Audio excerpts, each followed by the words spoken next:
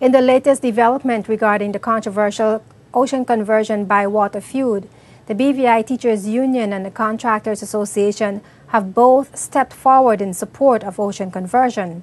The groups say they have investments in the local water company and are concerned about the contract being negotiated by government. For more on this story, we turn to JTV News' Walter Barrett.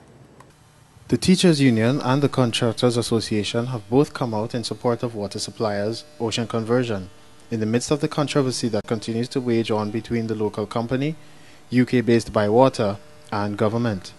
The Teachers Union, which has investments in ocean conversion, expressed its concern recently about the proposed contract which is being negotiated between Bywater and government, stating that it will be mobilizing the union as it relates to investments by its members. Today, we actually called a general meeting to call out our members to make them aware of the investment that we have in particularly speaking about ocean conversion and what would be some of the implications that would actually affect the investment that we now have in ocean conversion. We are actually embarking on an information seeking, and we certainly have heard ocean conversion point tonight, and we certainly would be looking forward to hearing the government's position as it relates to the issue of Bywater and the decision that they are making as it relates to ocean conversion in Barker's Bay Plant. Right now, most of the members who was here and who have actually went to the meeting in Harikita Bay have actually signed the petition already. So there is certainly action being done by the Teachers Union already in support of the ocean conversion and its effort to remain a strong and vibrant organization, a strong, vibrant local organization here in the British Virgin Islands. Meanwhile, an article published on BVI News on Thursday, September 24th by the Contractors Association of the Virgin Islands revealed that they are standing united behind the efforts of Ocean Conversion and the BVI Investment Club, as both entities strive to safeguard the interests of BVI landers and that these interests are protected by the government of the Virgin Islands. The Contractors Association went further, calling the proposed short-term benefits being offered by Bywater a smokescreen to enter into the territory, saying that the long-term effects will linger for more than one generation to come. In their article, the Contractors Association also shared their view that any and all vital services of any country should be in the control of the people or government of that country, or you run the risk of being held hostage in your own home. During a press conference on Friday, September 18th, Ocean Conversion Director Meade Malone shared that what is at stake, should the government sign the contract with Bywater, is what defines us as BVI landers. We believe it is much bigger than the BVI Investment Club. It transcends politics and political parties. It is about the fundamental rights of BVI landers and belongers to own and operate businesses, thereby ensuring that BVI landers are able to benefit from the opportunities available in their own country. It is about ensuring opportunities for this generation and the generation yet unborn to fully participate in the harvest of answered prayers. It is about, I believe, our core values. It's about our character as a people. It's about our entrepreneurial spirit we hold dear and defines us as BVI landers. According to the director, if Ocean Conversion could receive half of what Bywater stands to receive from government should the contract between them become a reality, then Ocean Conversion would be able to effectively fix the water problems within the territory.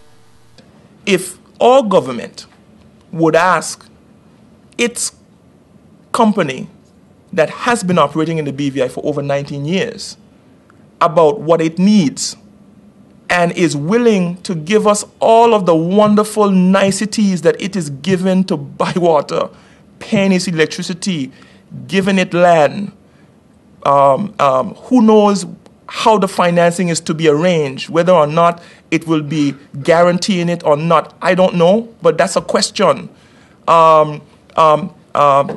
Committing itself to producing the feed water that would feed that plant. If government would go half the way to give its own company those kind of concessions, the water problem in the BVI would be fixed and fixed well.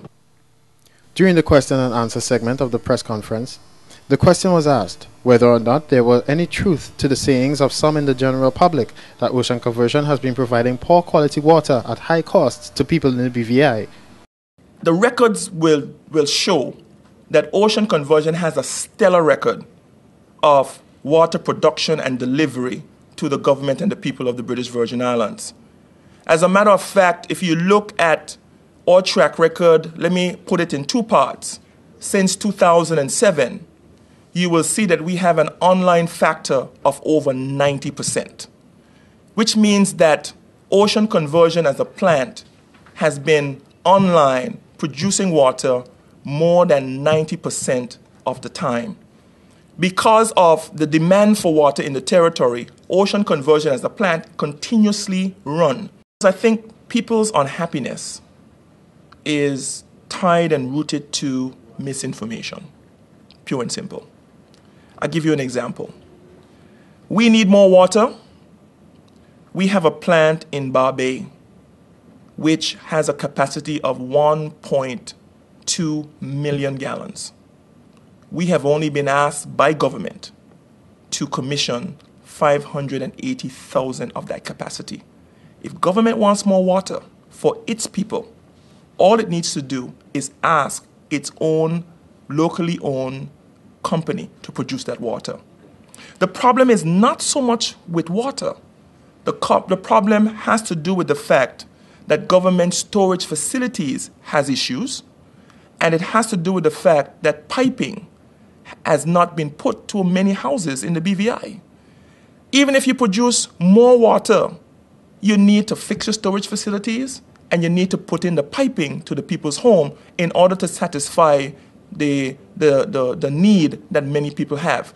Justice Edward Bannister, QC, ruled just last week that the government of the British Virgin Islands pay Ocean Conversion some $5 million in the interim for the $18 million owed to them for water provided to the government over the years. The judge also ruled that as of September 17, 2009, the Boggers Bay plant now belongs to government. The Minister for Communication and Works, Honorable Julian Fraser, continues to hold a series of meetings with residents to hear from them what their own thoughts are on the issue. This is Walter Barrett for JTV News.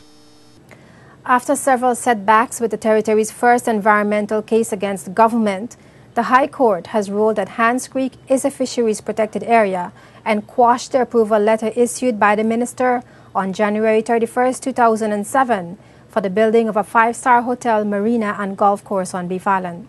The Virgin Islands Environmental Council took the government to court for a judicial review of the decision to grant planning permission for development near Hans Creek, which is of biological importance to the territory. In handing down the decision, Justice Indra Haripashar Charles revealed that Coram Island BVI Limited, the developer for the Beef Island project, had made two applications for planning permission, one covering the master plan, which included a hotel in a marina, residential development, commercial development, and infrastructural development, and the other a golf course. And only the golf course would have an adverse impact on the fisheries protected area. In light of the ruling, Coram Island BVI Limited, satisfied with the outcome, stated that they would review their plans for the golf course. They also said that plans for the project were created and reviewed by top experts in the world and were specifically designed to remedy the existing threats to Hans Creek without presenting any new threats. However, VIEC argues that the court's decision cannot be divided as only a single set of conditions are set forward in both proposals, and the approval letter constitutes one development consent.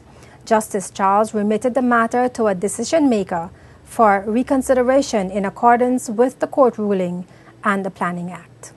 The VIEC said they are extremely happy and grateful that they were able to get a victory.